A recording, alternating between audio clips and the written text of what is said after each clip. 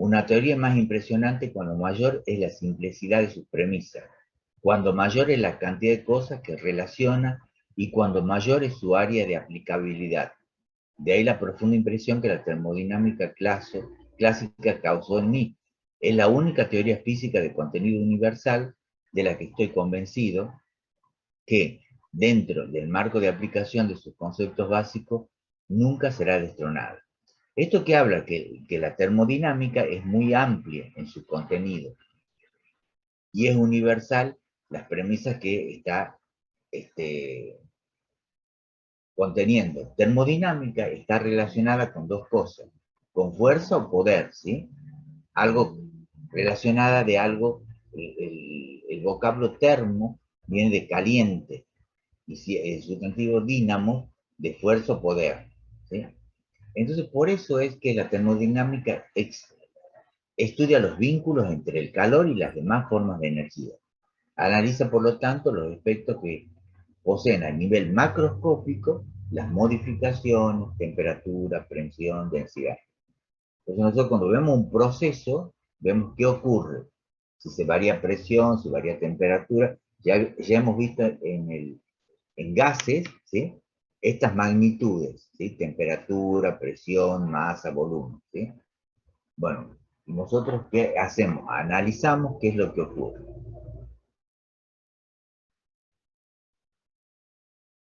La termodinámica estudia la posibilidad de convertir calor en trabajo. Y la termodinámica es la teoría que describe la transformación de estado de la materia en general. Estudia la temperatura, el calor y el intercambio de energía entre dos cuerpos macroscópicos.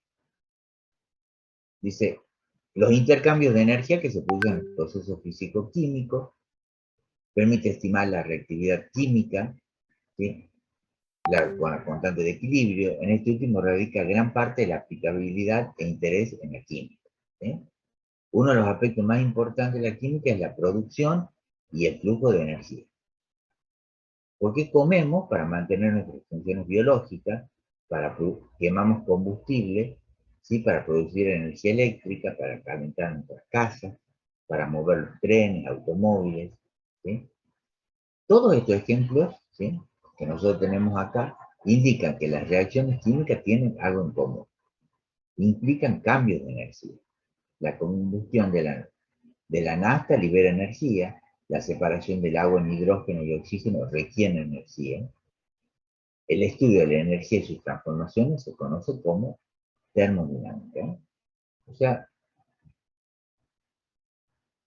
bueno, ¿qué es la energía? ¿Sí? Dice la capacidad para realizar un trabajo. Y es el protagonista principal de la termodinámica. La termodinámica entonces va a estudiar las conversiones de unas formas de energía en otras. ¿Sí? Podría decirse que se trata, a ustedes le van a preguntar qué es la termodinámica. ¿Sí?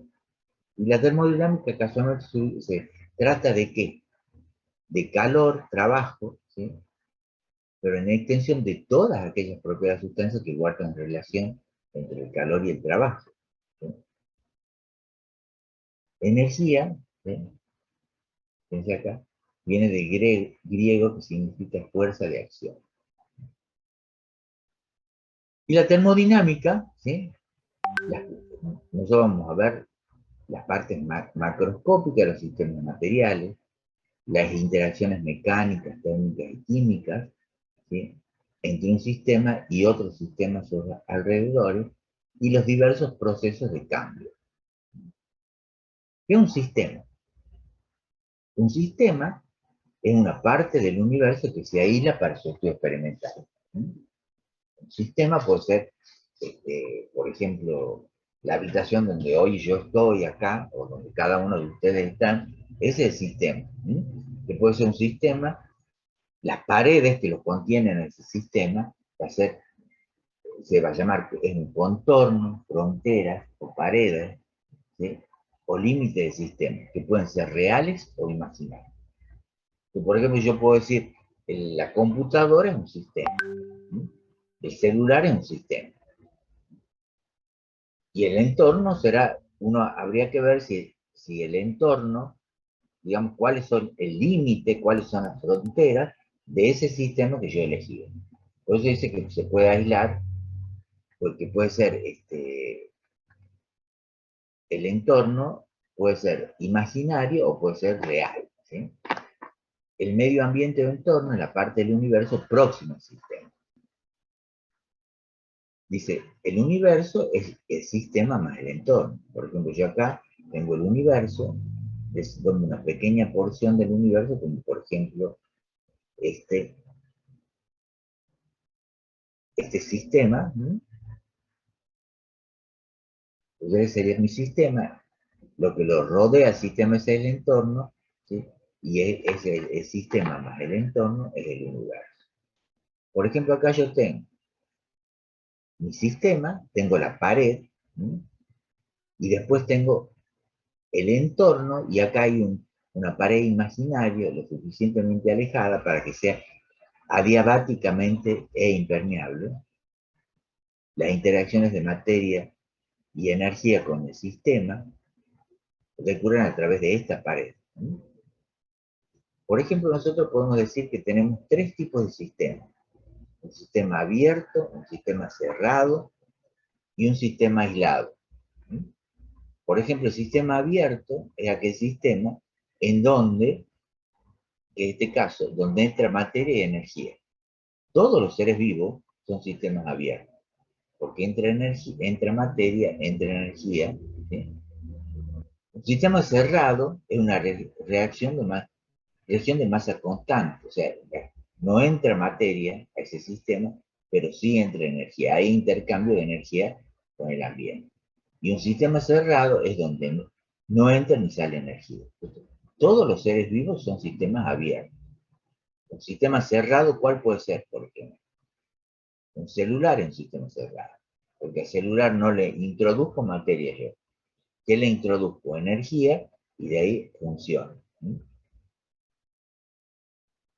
Y él con esa energía que nosotros le damos, va a empezar, también la transforma en otras formas de energía. Y un sistema cerrado, un sistema aislado, ¿cuál es? Un sistema aislado que esté completamente, un termo, por ejemplo, un sistema aislado. Si yo pongo un líquido en un termo y lo cierro, o sea, al cerrarlo, ¿qué pasa? Ese sistema, entonces, no hay intercambio de calor y de energía con el medio ambiente. ¿Se entiende esto o no? ¿Hola? Sí, Sí, profe. profe. Bueno. Por ejemplo, acá, mire, tienen otra forma, si yo les he puesto de distinta manera para que ustedes lo entiendan. Esta es otra forma de cómo se lo puede representar a un sistema abierto, cerrado y a un sistema aislado. Fíjense acá, el cuerpo humano, ¿sí?, es un sistema abierto, porque necesita materia para descomponer y obtener energía. El cuerpo es un sistema abierto. Por otro lado, requiere de expulsar la materia sobrante desechada de vuelta al medio ambiente. Los focos, por ejemplo, acá, ¿sí?, es un sistema cerrado, porque entra la energía y esa energía la transforma en otra forma de energía. La energía eléctrica la transforma en energía luminosa, ¿sí? Pero no hay un intercambio de masa, ¿sí? Por ejemplo, acá tenemos una caja fuerte, esa caja fuerte es un sistema cerrado, es un sistema aislado. ¿Por qué? Porque cuando la cerramos, ¿sí?, no hay intercambio ni de materia ni de energía. Las plantas, fíjense ustedes, las plantas reciben la energía solar por medio de la fotosíntesis, tomando el dióxido de carbono y el agua que hay en el medio, transforma eso en otra sustancia mucho más compleja, ¿sí?, que son los hidratos de carbono y más el oxígeno. Entonces es un sistema abierto. Por ejemplo, acá hay otros ejemplos de tres sistemas abiertos, cerrados, ¿sí?, y aislados, que era el termo, y que es una cajita en este caso de vino, ¿sí?, es un sistema cerrado, porque hasta que no lo, yo lo puedo poner en la heladera, que se enfríe, ¿sí? Entonces puede entrar o salir calor, pero hasta que yo lo abra no sale ni entra materia. Hay otro, estamos hasta ahí claro entonces que es un sistema abierto, cerrado y aislado Sí, profe. para todos. ¿Ah? Listo. Entonces fíjense ustedes, hay una ley cero, yo tengo dos sistemas no aislados, se ponen en contacto térmico y el estado evoluciona hacia un equilibrio térmico. Entonces, este está más caliente que este, entonces, ¿qué ocurre al cabo del tiempo? Si se lo pongo en contacto, al cabo de un tiempo, toman una misma temperatura, ¿verdad? Dice, dos cuerpos que están en equilibrio térmico no modifican su temperatura al ponernos en contacto, porque están a la misma temperatura. ¿Mm? Cuando dos cuerpos están en equilibrio térmico, en un tercero también están entre sí. Hablemos de sistemas homogéneos y heterogéneos. Esto ya lo deben haber visto, no estamos haciendo un repaso. Los sistemas homogéneos eran aquellos sistemas que tenían una sola fase. ¿Sí? Yo los veía y no veía discontinuidad. Entonces, al haber una sola fase, como en este caso, por ejemplo, tengo un vaso que contiene agua, ¿sí? O una solución acuosa, y no veo discontinuidad, entonces yo digo, es un sistema homogéneo. Y acá hay un sistema, fíjense ustedes, heterogéneo, que es el mismo componente, que en este caso es agua, al estado líquido y al estado sólido. Entonces tengo hielo, y entonces este sistema, como yo veo interfase, ¿sí? O sea, discontinuidad, entonces yo digo que este es un sistema heterogéneo. ¿Está claro o no? Sí, profe. Hola. ¿Por qué flota el hielo?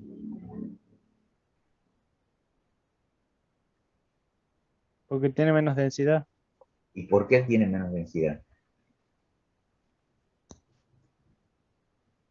¿Es lo correcto o no?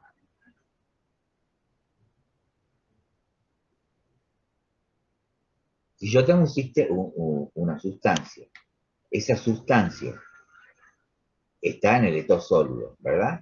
Supuestamente hay un ordenamiento perfecto. Cuando yo voy pasando del sólido al líquido, ¿qué le va pasando a esa sustancia?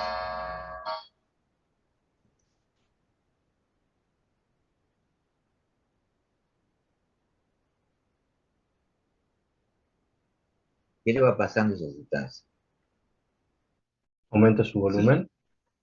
Aumenta su volumen. Y del líquido al gas, ¿qué pasa? Aumenta su volumen. El gas tiene mayor volumen. Entonces, ¿qué es lo que ha pasado en el agua? ¿Por qué el agua al estado sólido tiene menor densidad? Porque eso es lo que estamos viendo acá. ¿Es lo lógico eso o no? No es lo lógico. No es lógico esto. ¿Por qué es eso?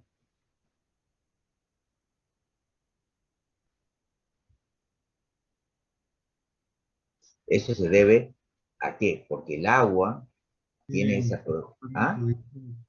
¿Ah? Tiene un comportamiento distinto. Sí, pero ¿por qué? ¿Cuál es el comportamiento? Cuando llega a los 4 grados, Sí, pero ¿por qué? ¿Qué es lo que pasa? Porque el agua lo que tiene, Atrapa el gas no, porque el agua, acuérdense ustedes que esta era la molécula de agua. por la tensión superficial. No, porque acá ustedes tienen los puentes hidrógenos. ¿Por qué hay más moléculas de agua que de hielo? Ahí, fíjense, estos son los puentes hidrógenos, ¿se acuerdan? Entre un hidrógeno y un oxígeno de otra molécula de agua. ¿Estamos ahí? Entonces, cuando se forman estas moléculas, cuando están en el estado sólido, se ordenan mejor y forman esos cristalitos de hielo, ¿sí? Esto de la nieve, pero ahí ocupan mayor volumen ellos, digamos, las moléculas de agua. Entonces eso es una anomalía. Entonces, por el puente hidrógeno, ¿sí? Entonces forman estas estructuras que tienen un volumen mayor que el agua líquida. ¿Estamos hasta ahí? ¿Entienden o no? Y esa es una característica del agua. Lo correcto no es esto, porque lo correcto es, o lo que tendría que ser, es que si yo tengo una estructura al estado sólido, ¿verdad? Está perfectamente en una red cristalina. ¿Estamos ahí o no? Si yo la caliento a esta, y empiezan a ¿qué? Se empieza a mover, ¿se acuerdan? Se empiezan a mover, y si la sigo calentando al líquido, ¿qué es lo que pasa? Entonces, lo normal es que la densidad del sólido sea mayor a la densidad del líquido y sea mayor a la densidad del gas. Eso es lo que tendría que ocurrir. ¿Estamos ahí? No ocurre en el agua, ¿por qué? Y por eso pasa esto que explota el hielo, porque la densidad del sólido es menor que la densidad del líquido. ¿Está claro eso o no? Pero ¿a qué se debe esto? Esto se debe a los puentes hidrógenos. Y esa característica que tiene, ¿sí?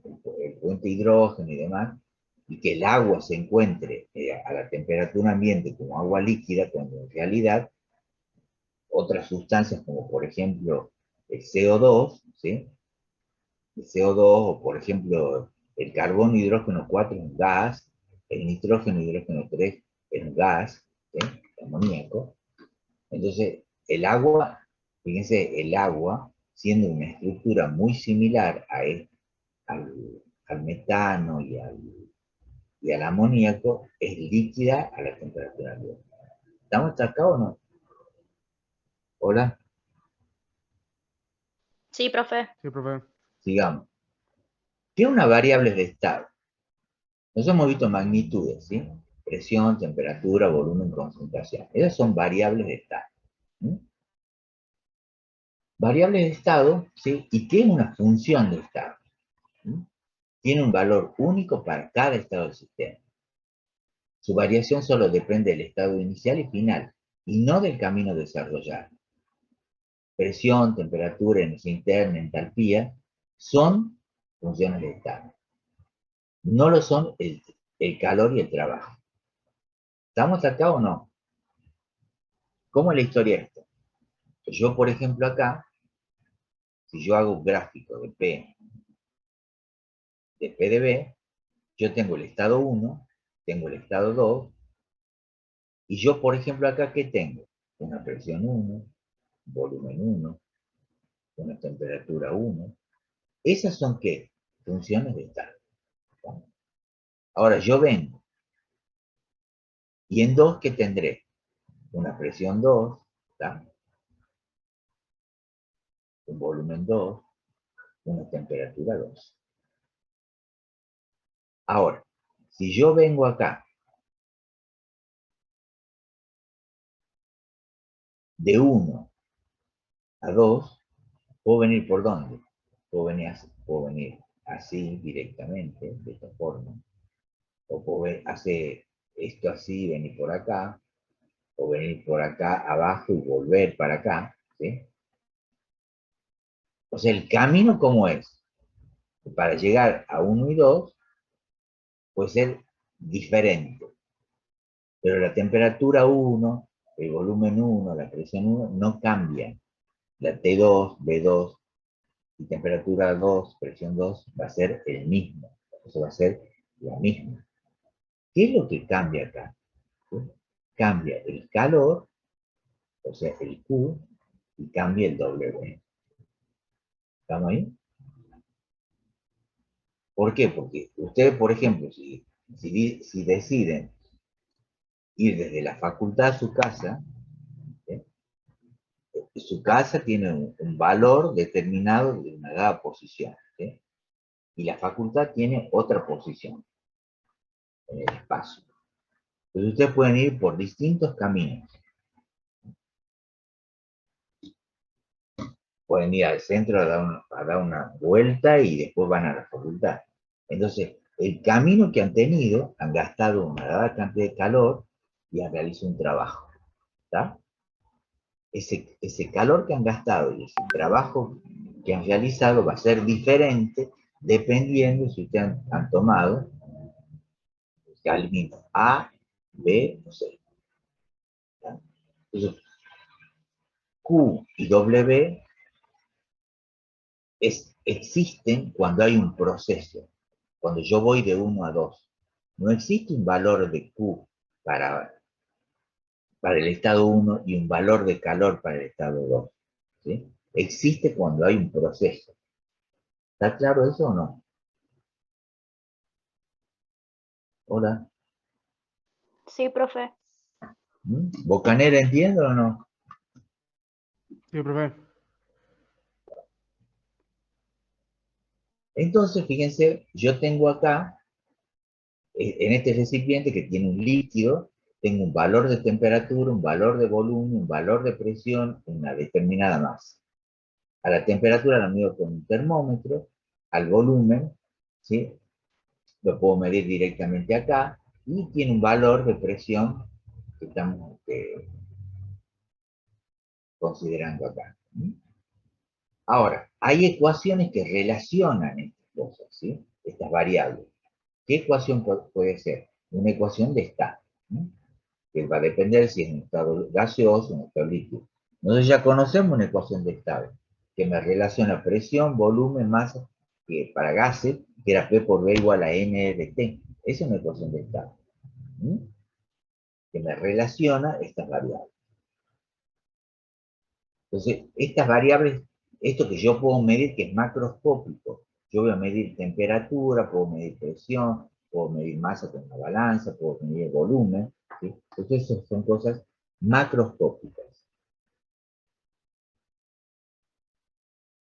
Por otro lado, ya está claro hasta acá o no.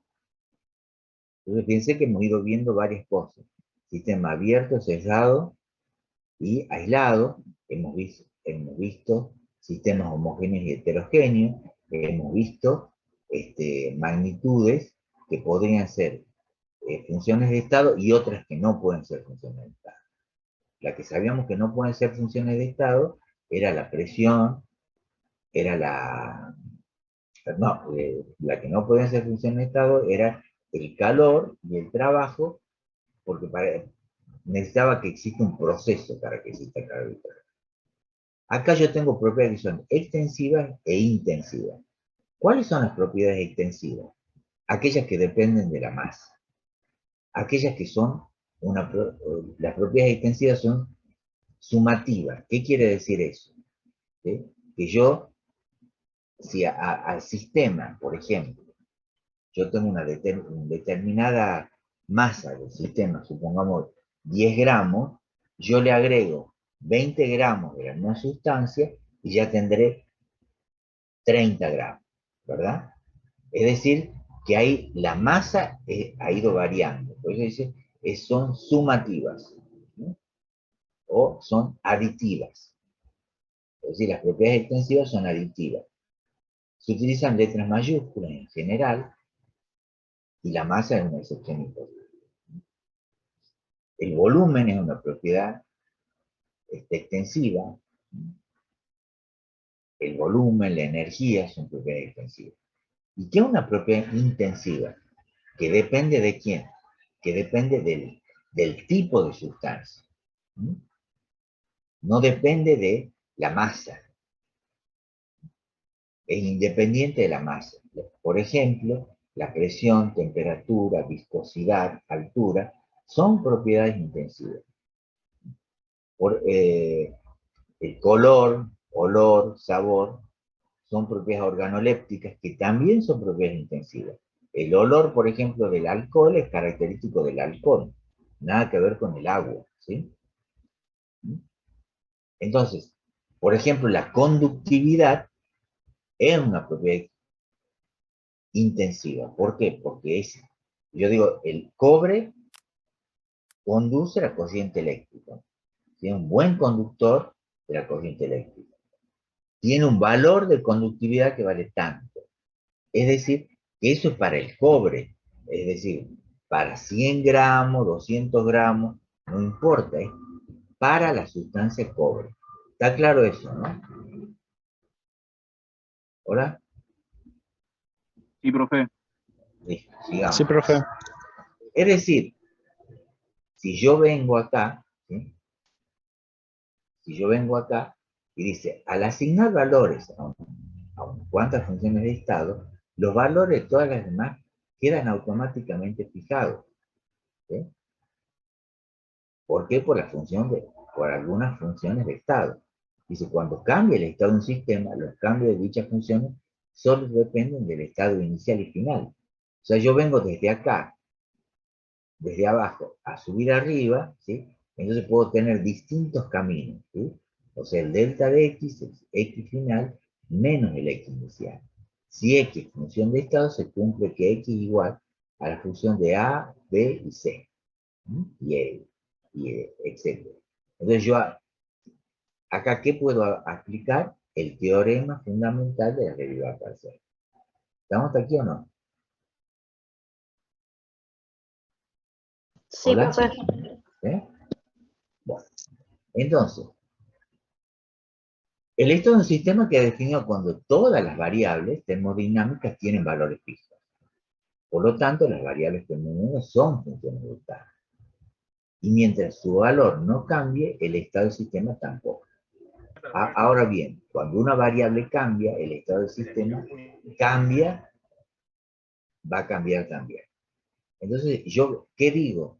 ¿Cuándo tengo un equilibrio termodinámico? Cuando hay un equilibrio térmico, químico y mecánico.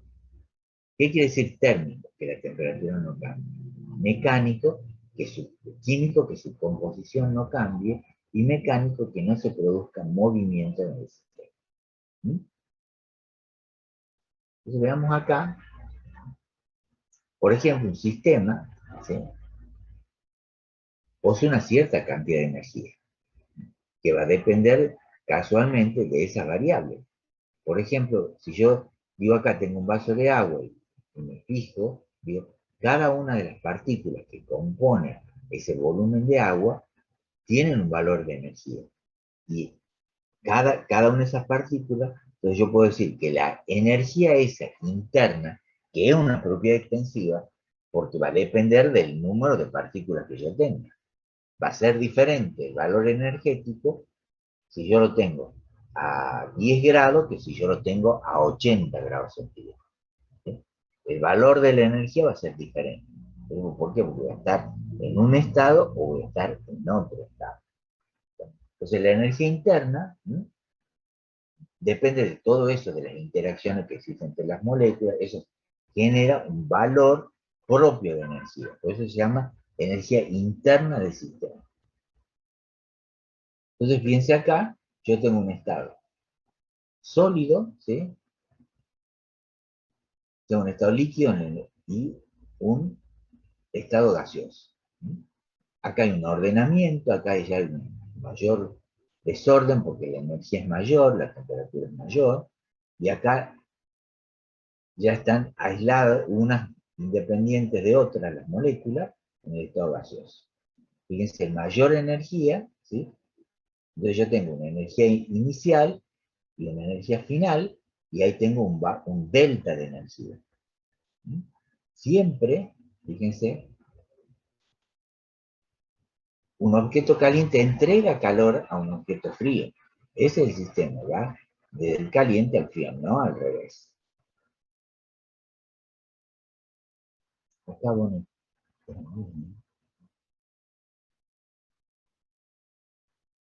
Fíjense acá cómo se mueven las moléculas, ¿ah?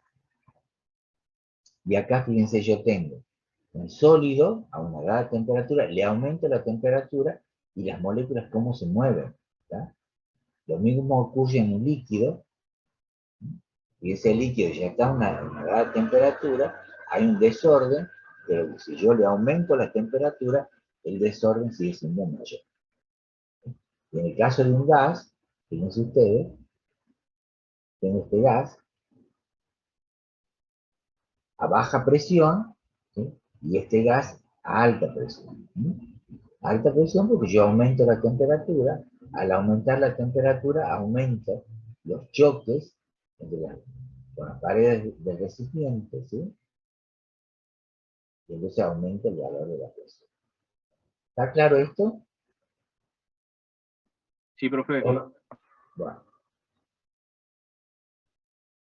Acá yo, por ejemplo, yo tengo este recipiente que tiene agua, ¿sí? Un líquido, y yo lo puedo calentar, y si lo caliento, aumento la energía interna de ese sistema, ¿verdad? Es una propiedad extensiva. O también, pues, si bato esto, ¿sí? Si lo bato, ese trabajo mecánico se convierte hace aumentar la energía interna. O si hago pasar corriente eléctrica, también esa corriente eléctrica, o sea, tiene un trabajo eléctrico que hace aumentar el Q de este sistema. Ya no el Q, hace aumentar la energía interna de este sistema. ¿Estamos hasta ahí o no? Sí, profe. Fíjense acá, este es un ejemplo de un sistema termodinámico típico, donde entra calor, y este calor, mostrando la entrada de una fuente de calor, por ejemplo con una caldera, y la salida de un disipador de calor, ¿ven acá? Y eso hace mover esta serie de pistones, entonces transforma esta energía, el calor, en energía mecánica, ¿sí? Generando un trabajo. ¿Cómo es la convención de signo? Yo tengo un sistema.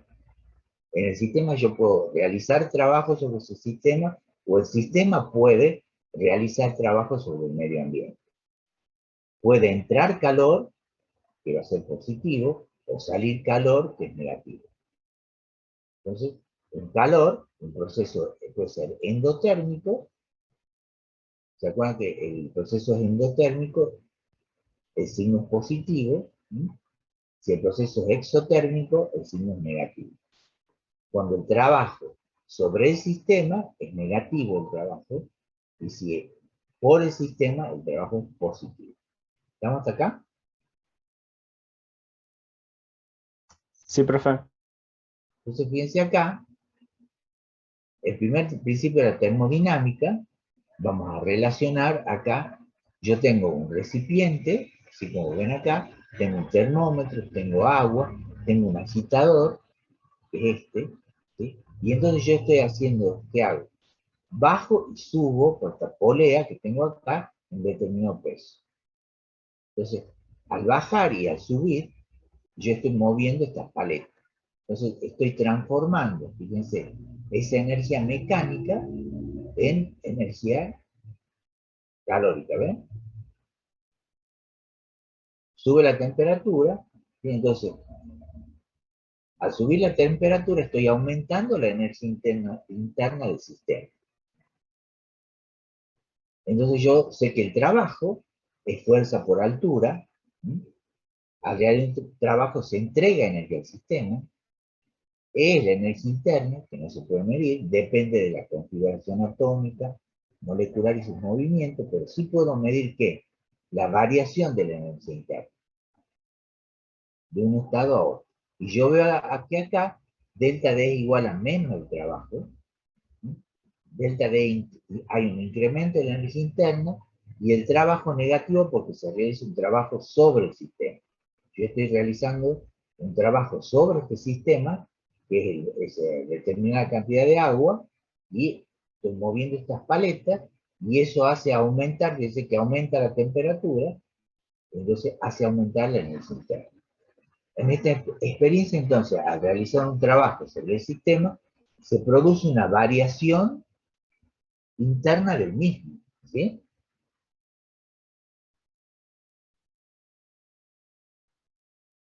¿Estamos hasta acá o no? Sí, profe. Bueno, entonces fíjense ahora, hay otra experiencia que es la B, que yo acá tengo ya un termómetro, pero tengo un cuerpo caliente que le introduzco en el agua, entonces yo digo que Q, este cuerpo caliente, ha modificado también la temperatura del agua, ha aumentado la temperatura, por lo tanto aumenta la energía interna. ¿Sí? Entonces al entrar el calor al sistema, aumenta la energía interna del sistema, y al unir las dos experiencias, A y B, puedo escribir que delta de E es igual a Q menos el trabajo. ¿Sí? Entonces, el postulado matemático del primer principio, yo tengo un calor que entra, aumenta la energía interna, ¿sí? Y un trabajo positivo cuando el sistema hace un trabajo sobre el ambiente. ¿Mm? Entonces, esta ecuación que ustedes ven acá, ¿sí? Esta ecuación que ustedes ven acá, es la ecuación que representa el primer principio de la termodinámica. ¿Sí? Fíjense que dice que acá, a pesar de que Q y W, ¿sí?, no son funciones de estado, ellos dos van a definir el valor de delta D. Si yo, por ejemplo, tengo un punto 1 acá, y yo tengo un punto 2 acá, nosotros venimos de 1 a 2, por determinados caminos. Luego, tenemos infinitos caminos para ir de 1 a 2.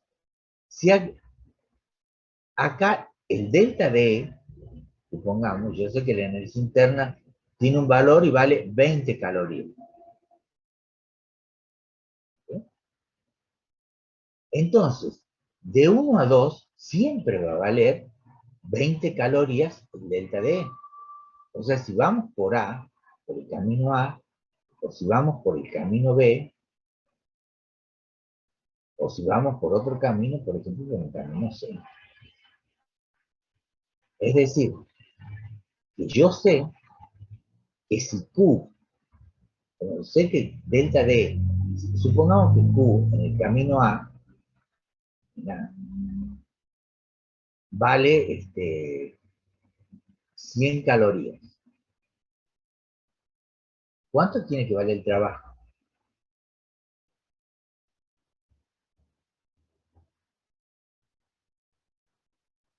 ¿Cuánto vale el trabajo? Delta D, ¿cuánto tiene que valer? Siempre. El trabajo tiene que ser 80. El trabajo tiene que ser 80. Y delta de 20. 20. Ese en A. En B, delta D va a ser igual. Acá vale 250 calorías. El calor. ¿Cuánto vale el trabajo acá?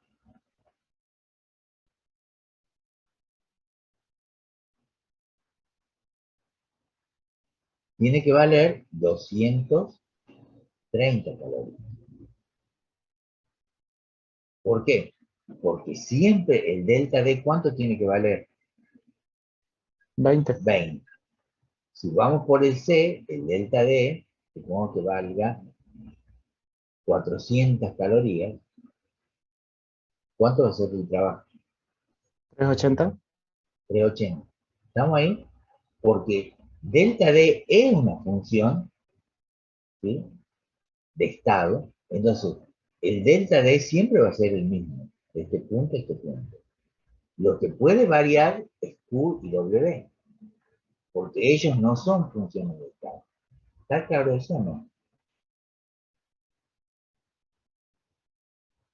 ¿Hola? Sí, profe. ¿Bien? ¿Sí? Bueno, mira. Por ejemplo, dice acá, miren este ejemplo, cuando dice, la energía, al igual que los sentimientos, ni se crean ni se destruyen, se transforman. ¿Ah? Fíjense cómo están acá y en el dato ahí nomás se han transformado. ¿Ah? ¿Se entiende eso o no? No. Sí, profe. Bueno, acá yo tengo un sistema. Es un sistema, fíjense ustedes, que yo tomo, fíjense, tengo energía, la puedo tomar de eólica o energía atómica o la energía luminosa, que me transforma las plantas. Mire, tengo acá un panel, ¿m? Tengo agua. Entonces, dice, delta D es igual a Q menos el trabajo. Trabajo y calor y energía tienen las mismas dimensiones. Caloría, o sea, tiene caloría o joule, ¿sí? O sea, la misma unidad, y la unidad es una unidad de energía. La energía describe una propiedad cuyo valor es distinto para cada estado. Por otro lado, calor y trabajo son interacciones y no propiedades. ¿Está bien ahí? Esta parte, ¿sí? Leanla bien, esta parte que está acá, que está en el apunte, ¿sí? Dice, la energía describe, dice, la energía de Q es distinto para cada estado. Calor y trabajo son interacciones y no propiedades. Por lo tanto, es imposible asignar un valor al trabajo o calor de un estado. Solo se puede medir en un cambio de estado. El calor transferido al sistema y el trabajo realizado sobre el sistema son flujos de energía y dependen de los detalles de cómo cambia el sistema entre estados termodinámicos y no de los estados finales por sí mismos. ¿Se entiende esto o no? Sí, profe. ¿Sí? Es un poco a este concepto que es el que ustedes tienen que llegar, ¿sí? Que yo les he ido a poco dando los conceptos. Entonces, fíjense acá. La energía interior de la materia, energía asociada con el estado interno, se llama energía interna. ¿Mm? Cuando se sabe un número suficiente de datos termodinámicos, yo puedo calcular ese valor, ¿sí? Como por ejemplo temperatura, presión, ¿sí? Se puede determinar el estado interno de un sistema y se fija su valor de energía interna. La energía interna de un sistema es el resultado de energía cinética y de las moléculas, ¿sí? La energía de rotación, energía de vibración, la interacción que existen, o sea, las energías intermoleculares, ¿sí? Gravitatorio, electromagnético y nuclear, que constituyen conjuntamente las interacciones fundamentales. Al aumentar la temperatura, yo sé que estoy aumentando la energía interna del sistema. Fíjense acá, esta es una analogía que se hace de lo que es un sistema y de lo que es un pantano, ¿sí? Por ejemplo, en el pantano, ¿cómo puede entrar agua? De lluvia o del río, ¿sí? ¿Y cómo puede salir? Por un drenaje, o sea, por una salida exterior y por evaporación. En un sistema, ¿cómo puede entrar calor? ¿Sí? ¿Cómo aumentar la energía interna? Yo puedo aumentarla entrando calor al sistema, ¿sí? O realizando un trabajo sobre ese sistema. O bien puedo sacar, cuando yo digo saco el calor del sistema, o hago un trabajo. Dice, la transferencia de calor en un sistema es análoga a la caída de agua de lluvia en un pantano. El trabajo hecho sobre el sistema es análogo al flujo de un curso de agua. Por ejemplo, el río que termina en el pantano y la energía interna es análoga al agua del pantano. La evaporación, similar a una lluvia, pero con signo negativo, es análoga al flujo de calor a los alrededores del sistema. Bueno, ahí va explicando y dice, así una vez que un curso de agua desembocado en el pantano, el agua no se la puede identificar. Yo no puedo identificar el agua del pantano como que es de río o de lluvia, ¿sí? Por eso dice, El agua es identificable como agua, no como agua de un curso de agua. La cantidad de agua en el pantano es una cantidad bien definida, una función de estado. Pero uno no puede decir cuánta agua del pantano procede de la lluvia o de un curso de agua.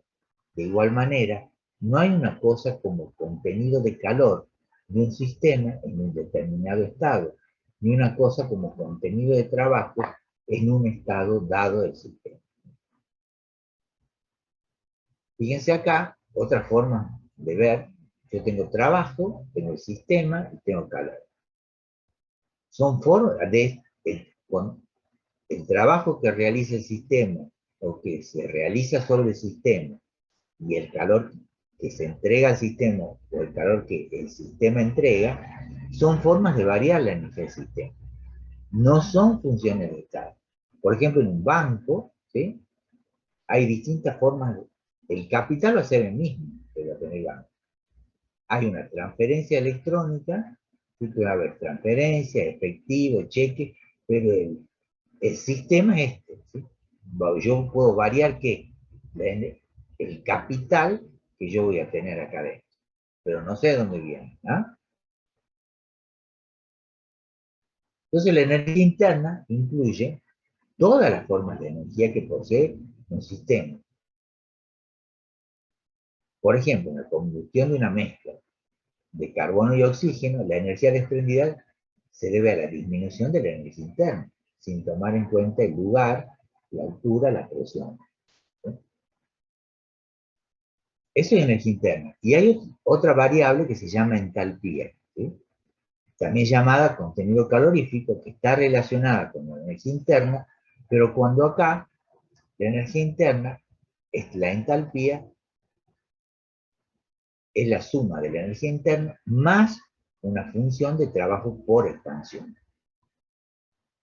Porque como los procesos en realidad se realizan a presión constante, o sea, nosotros vamos a trabajar a presión constante, entonces es más factible de utilizar entalpía que energía interna. Entonces en realidad vamos a utilizar variaciones, ¿sí? Delta de H, delta de E es igual a delta D más P por delta de D.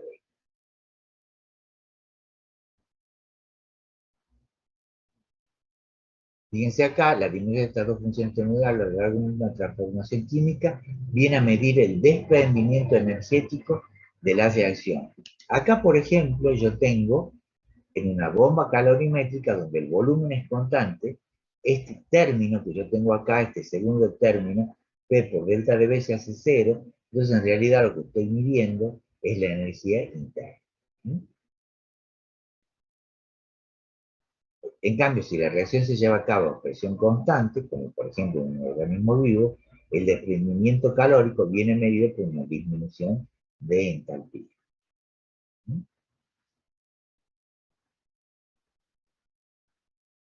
Si pasamos delta D al primer término de la ecuación anterior, podemos ver de esta manera.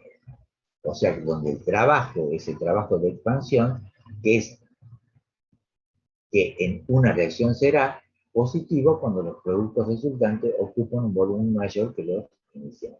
Por ejemplo, acá el ácido oxálico se oxida a CO2 más agua. Se consume medio mol de oxígeno gaseoso y se desprenden 2 moles de CO2, resulta un incremento de 1,5 moles gaseoso, que supone un aumento proporcional de volumen y por lo tanto un trabajo de expansión positivo. Acá, por ejemplo, tenemos la relación entre energía interna y entalpía. ¿Sí? Acá, cuando vengo el valor inicial, tengo un Q de B al valor de energía final. El delta D es igual a, en este caso, a Q sub B. Y en este caso, cuando yo tengo un proceso a presión constante, el delta D va a ser igual a Q sub P más el trabajo. Bueno, acá lo que se ha hecho nada más es hacer un ejemplo, el valor de Q sub P, delta de H es menos 566 kilojoules, ¿sí?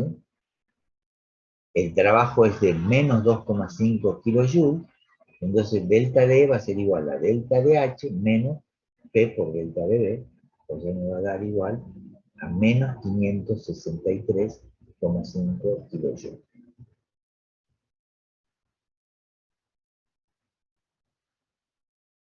Acá, bueno, veamos acá. ¿Qué tengo acá yo? Un trabajo de expansión. ¿Qué es un trabajo de expansión? Yo tengo este recipiente que tengo un pistón, tengo un determinado volumen inicial, 1, un volumen final 2, y yo he modificado esto, ¿sí? Entonces yo he modificado, dice, una celda galvánica, puede incluir la energía eléctrica proporcional. En este caso, nosotros vamos a trabajar con presión, ¿sí? La expansión o contracción. En el esquema, ¿sí?, de la figura, para que el pistón se desplace debe ser PI menor que la presión externa, ¿no? Para que entonces el PI debe ser mayor que la presión externa. Entonces por eso es que la presión 1 es mayor que la externa, estaba en este valor inicial y aumenta su volumen en volumen B2. Se ha realizado un trabajo. Aquí era igual el trabajo. El trabajo, ¿se acuerdan que era igual a fuerza por distancia? ¿Se acuerdan de eso o no? No. Sí. ¿Sí? Era fuerza por distancia, o sea, la fuerza la medimos en newton, la distancia la medimos en metro, y newton por metro es joule. Pues acá yo aplico un pequeño aumento de dl, ¿sí? Entonces, si tengo dl, voy a tener dw, ¿sí? Entonces estamos hablando de diferenciales. Como yo sé que presión, acá, fíjense acá, presión es igual a fuerza sobre A, entonces F es igual a ¿qué? A P por A. Entonces, en lugar de poner fuerza acá, pongo P por A acá. ¿Está claro eso o no? ¿Hola? Sí, profe. ¿Sí? Entonces, lo único que he hecho es poner PA, P por A de L. Y A por DL es dB. Entonces me queda que el trabajo, la diferencial del trabajo, es igual a la presión externa por dB. ¿Esto qué es? Esto es una ecuación diferencial. Si yo quiero saber el valor, entonces esto es una ecuación diferencial. Si yo quiero saber el valor del trabajo, ¿qué tengo que hacer? Tengo que integrar eso. O sea que va a ser la integral del trabajo, sería entre B1 y B2, P externa por diferencial de B. ¿Estamos acá o no? Hola, Sí, profe. ¿has entendido, Bogiato, o no? Profe, Sí. ¿podría explicar la última parte? Bueno. Acá, ¿cómo es la historia? Yo tengo, este es un cilindro, ¿sí? Yo tengo un gas a una presión P1, ¿sí? Está a una presión P1 que es mayor que la externa. Entonces, esta presión hace que, estando acá, se mueva hasta este otro punto. Por lo tanto, ha aumentado el volumen a un volumen 2. ¿Estamos hasta aquí o no? ¿Cuánto se ha movido acá? dl. Si yo he movido un dl. Entonces, dw igual a F por dl. ¿Está claro eso ahí? Porque trabajo era igual a F por distancia. ¿Se acuerdan de eso? Entonces yo acá voy a tomar diferencial. Entonces por eso tomo diferencial, bueno, por L, como figura acá. Yo tomo acá diferencial porque dl es chiquito, ¿sí? Entonces es un cambio pequeño acá. Entonces, diferencial del trabajo es igual a F por dl. Como F yo puedo sacarla de que P es igual a fuerza sobre área. ¿Se acuerda que la presión era igual a la fuerza sobre área? Entonces la fuerza es igual a P por A. Y esto es área. ¿Estamos hasta acá o no? Sí, profe. Entonces, yo en lugar de poner fuerza, reemplazo y pongo P por A. Y es lo que hago acá. Me queda P por A, que es fuerza, por dl. Pero A por dl es dB. Entonces me queda que diferencial del trabajo es igual a P externa por dB. ¿Estamos hasta acá o no?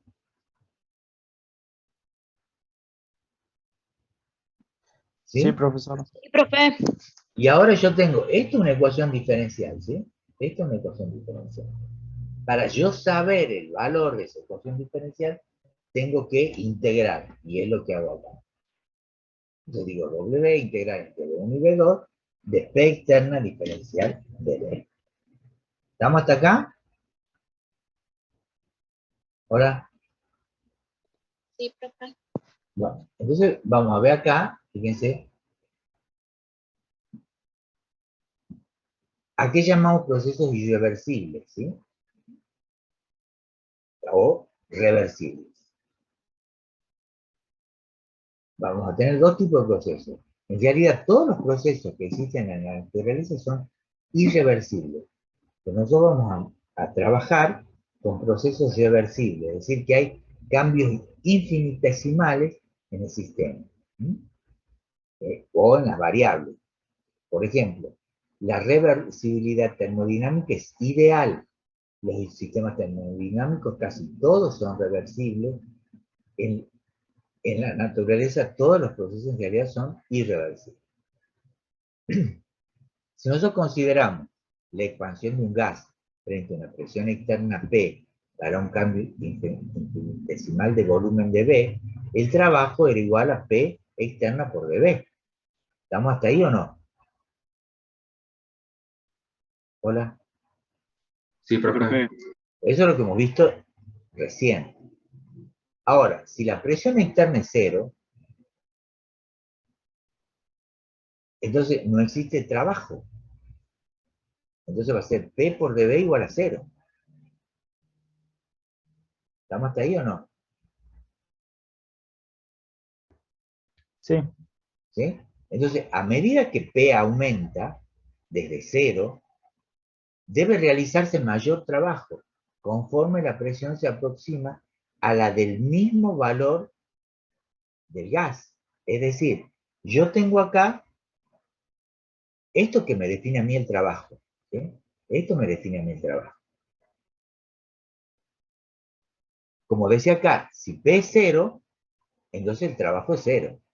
Ahora, yo tengo una presión interna, que es la presión externa más un diferencial de P. También puedo decir que la P externa es igual a la P interna menos un diferencial de P. Cuando eso ocurre, ¿sí? Yo puedo poner que el trabajo es igual a la P interna de B menos de P por dB, pero esto es un producto ¿de qué? De dos diferenciales, y eso es despreciable. Por eso despreciamos esto. Entonces me queda en realidad esta parte. Ahora dice, si ese trabajo es el trabajo reversible y es el trabajo máximo. ¿Se entiende eso o no?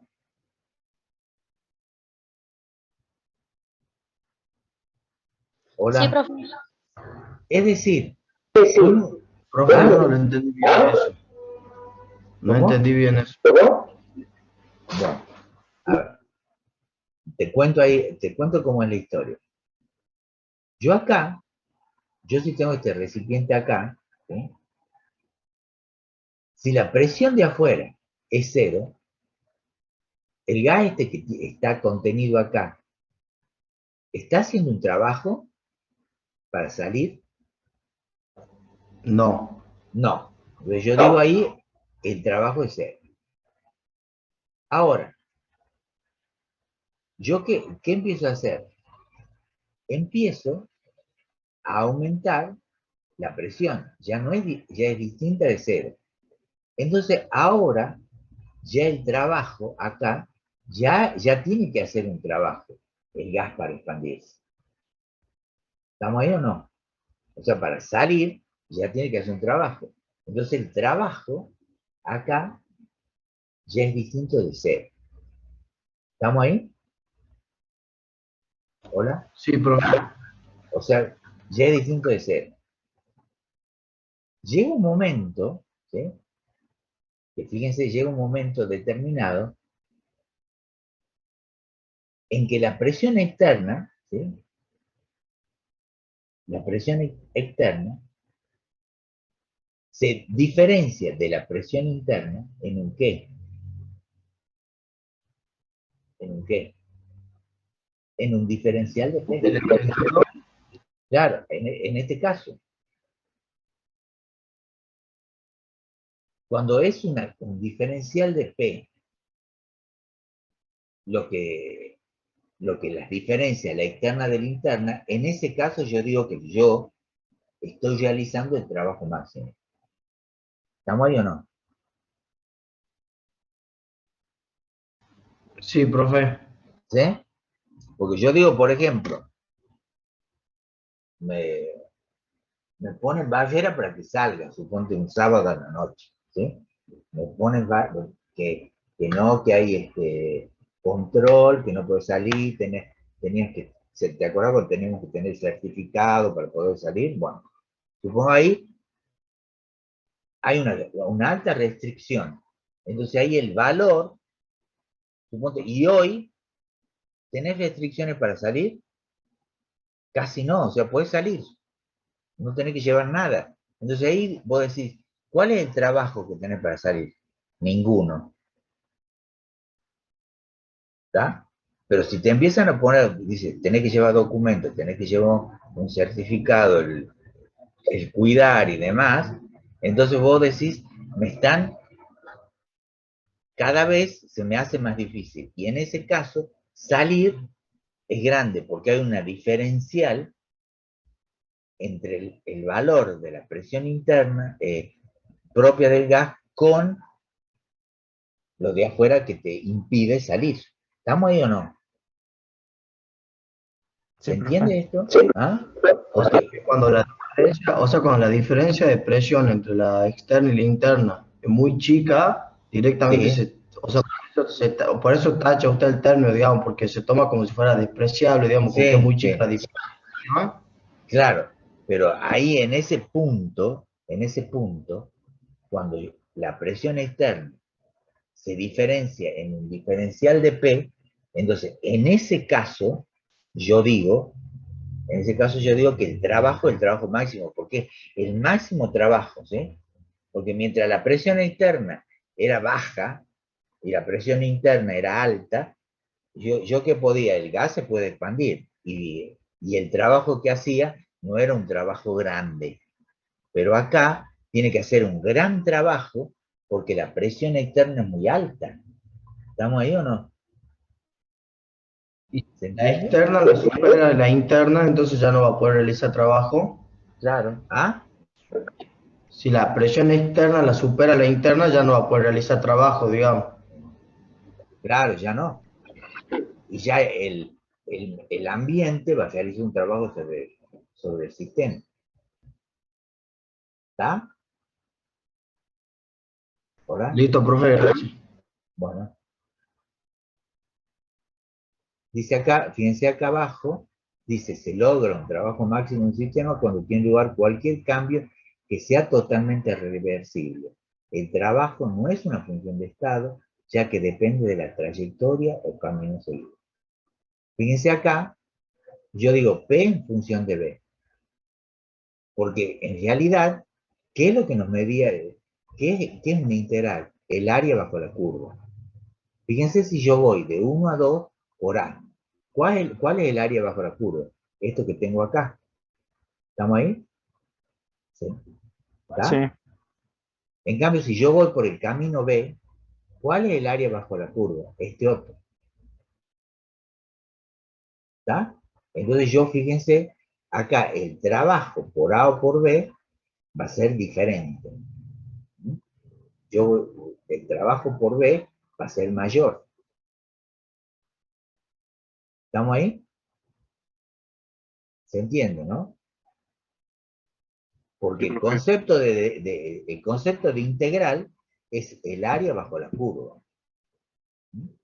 Entonces acá el área es mayor, B, entonces el trabajo va a ser mayor.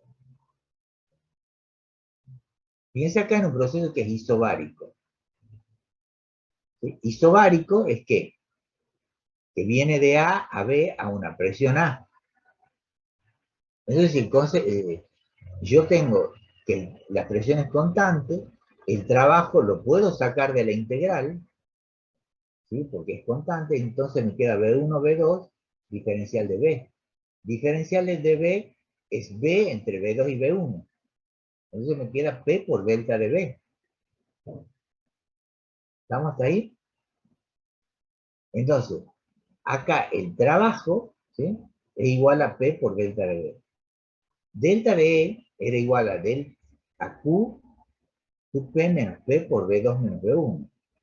Y el trabajo es P por B2 menos B1 y delta de E es Q sub P menos P de B2 menos B1. Uniendo estas dos cosas, fíjense ustedes, yo puedo calcular y reemplazando, llego al valor este de que la energía interna E es igual a delta de H, ¿eh? Delta de H es igual a E más P por B, o bien decir, delta de H es igual a delta de E más P por delta de B. Y Q sub P es una función de esta.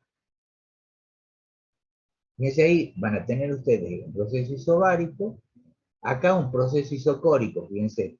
Yo en un isocórico habíamos dicho que como no hay variación de volumen, no hay trabajo de expansión, el trabajo es cero.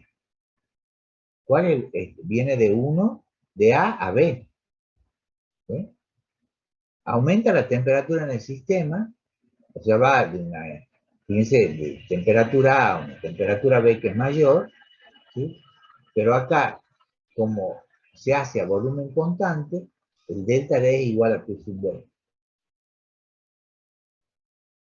Y en un proceso isotérmico, ¿qué tengo acá en un proceso isotérmico? La presión, si T es constante, para un gas, por ser un gas ideal, P interna es igual a nRT sobre B. Entonces, en lugar de poner P, acá en la ecuación de trabajo igual a P por BB, pongo nRT. Entre B1 y B2, nRT de B sobre B, puedo sacar este nRT que es constante y me queda dB sobre B, que es nRT logaritmo de B2 sobre B1. Que como acá el proceso es a temperatura constante y por la ley de Boyle, ¿se acuérdense que la ley esta que nos decía? Que a temperatura constante yo tengo que P1 por B1 era igual a P2 por B2. Y yo acá tengo B2 sobre B1, que es lo mismo que poner P1 sobre P2. Entonces, si a mí me dan datos de volumen B2 de volúmenes, utilizaré esta expresión. Si me dan datos de presión, utilizaré esta expresión. Entonces acá, el trabajo, como acá, delta D dependía de la temperatura, delta D es igual a 0. ¿Estamos hasta acá o no? Hola. Sí, profe. ¿Sí? Bueno, y acá, no sé si ustedes han visto algo de capacidad calorífica, ¿sí? ¿O no? Sí, profe. ¿En dónde han visto?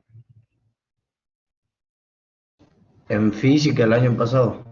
Bueno, cuando han visto lo de capacidad calorífica, dice que la capacidad calorífica, ¿sí?, es igual, decía Q era igual a M por C por delta de T. ¿Mm?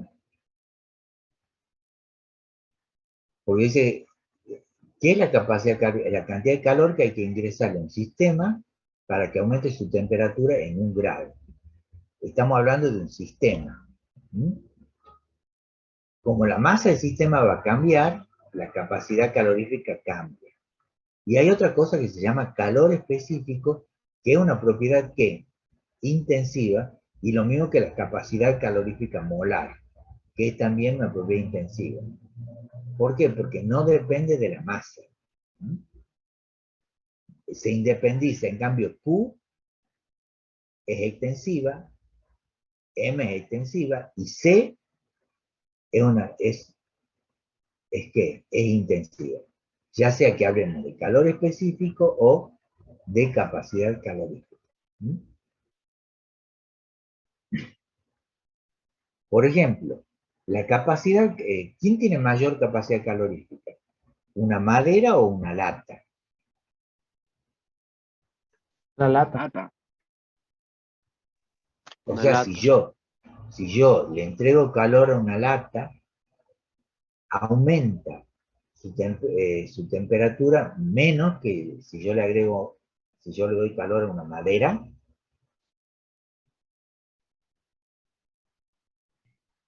No, aumenta más. Claro, aumenta más.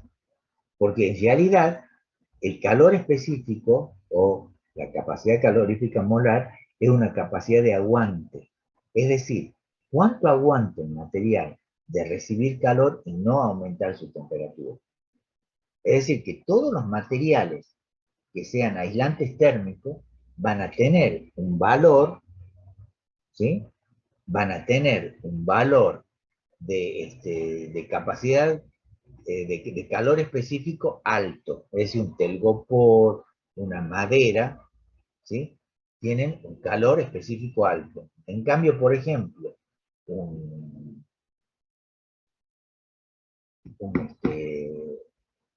metal tiene un calor específico bajo. ¿Ha visto cuando en las computadoras utilizan un metal? ¿Ha visto como tiene alto, calientan mucho determinadas zonas de la computadora?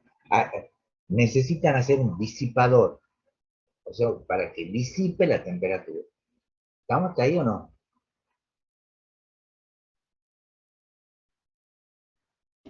Sí, Por profe. ejemplo, digamos, ¿ha visto en estos días que hay una gran variación de temperatura en el ambiente? O sea, las mañanas...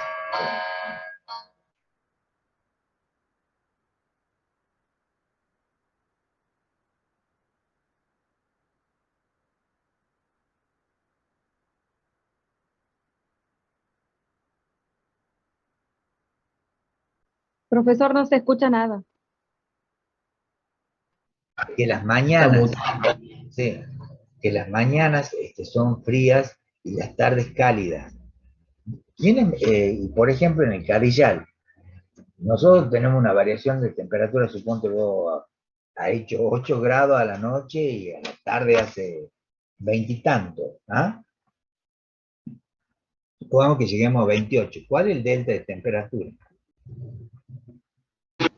20 grados centígrados. 20 grados centígrados. Ahora, en el Carillal, ¿sí? Fíjense ustedes, ha habido la misma variación de temperatura en el ambiente, pero las aguas que tiene el Carillal van a tener la misma variación de temperatura. Y no, porque el agua no ayuda a mantener la temperatura, digamos. ¿Por qué? Porque el agua tiene un calor específico alto. ¿Estamos ahí? Es decir, que los peces están más protegidos que nosotros. Estamos sumergidos en este otro fluido que es el aire.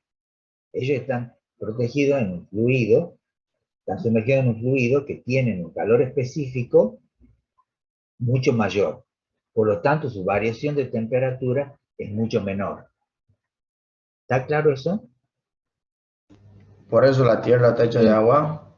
Claro, y por eso cuando nosotros llegamos a la planta, una planta que esté hidratada está más protegida para los cambios térmicos que una planta que esté deshidratada.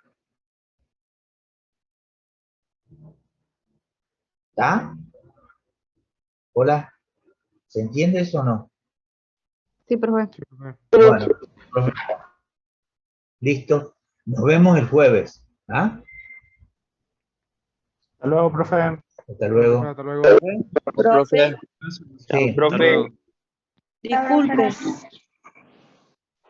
sí. yo no aparezco en la lista del campus. Se tenía que haber inscrito. ¿Quién es usted? Lourdes Sotillo. Bueno, Profe, yo tampoco me pude inscribir. ¿quién es? Landers. Nicolás. ¿Cómo es? Lander. Landers. Nicolás. Landers. Sí. Bien, listo. Listo. Profe. Muchas gracias. Sí. Yo quería consultar si hay un grupo de WhatsApp por las dudas. No, no hay. ¿No? Ah, bien. No. Profe, Luego. yo también tengo una pregunta. Sí. Los que tenemos laboratorio aprobado de los otros años, ¿tenemos que enviar un mail o algo, como el año pasado o no? ¿Usted tiene aprobado el año pasado? No, creo que el otro año era. Me tengo Bueno, que eso fijar va a bien en hablar la- cuando le toque el profesor de práctica, ¿no? Ah, bueno, listo, muchas gracias. Listo, pero sí, se va a considerar. Bueno, perfecto, buenísimo. Hasta luego, gracias. Adiós.